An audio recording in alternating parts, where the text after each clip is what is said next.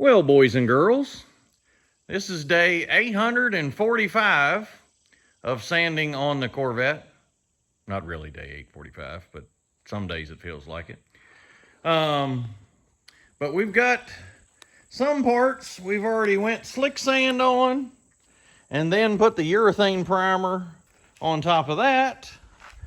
And then once you sand all that, I still got to sand the grooves. Don't pay attention to the groove there. But the little imperfections, they show up when you do your block sanding. All those tiny little places, like, tiny little places just like that, would show up like a neon sign when you paint it. So all those got to be fixed, but that's why you block sand it.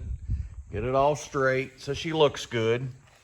And for those of you that remember what the hood looked like, had a giant burned hole right about there somewhere where it had a carburetor fire.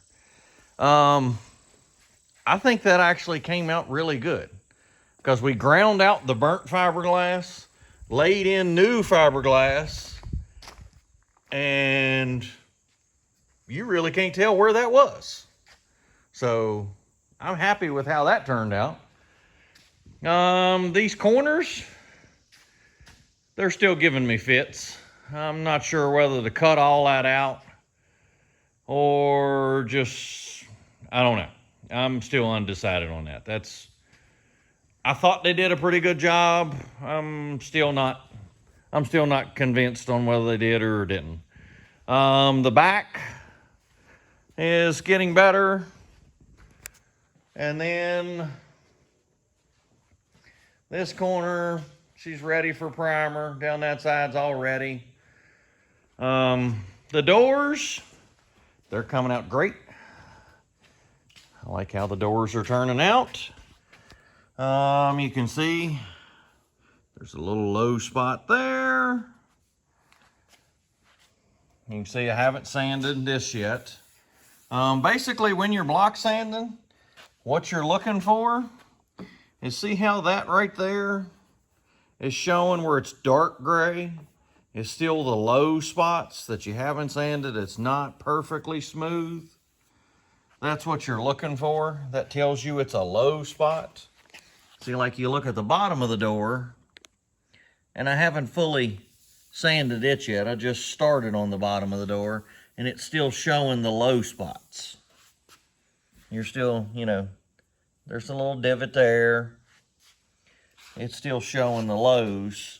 But when you finish block sanding it, it'll look like this. Be all perfectly smooth. And then the paint will look great. And the other door, it's coming out really good. You can see I haven't sanded up here in the corners yet. I'm gonna do that by hand around those edges. I didn't want to block sand that. You see there's a low spot right there, right where that factory door handle pressed on that door for so long over the years, it made an indentation in the fiberglass. So we'll come back and we'll work on that a little bit. And I did find a use for the other door. I've decided the door that had the giant crack in it and the busted spot, I'm going to make as a test door. I am going to paint it with the same number of coats of primer that I'm painting these. And I'm going to paint it with the same number of coats of red, and it's going to be our test panel. We're going to compare it for the red we want to make it.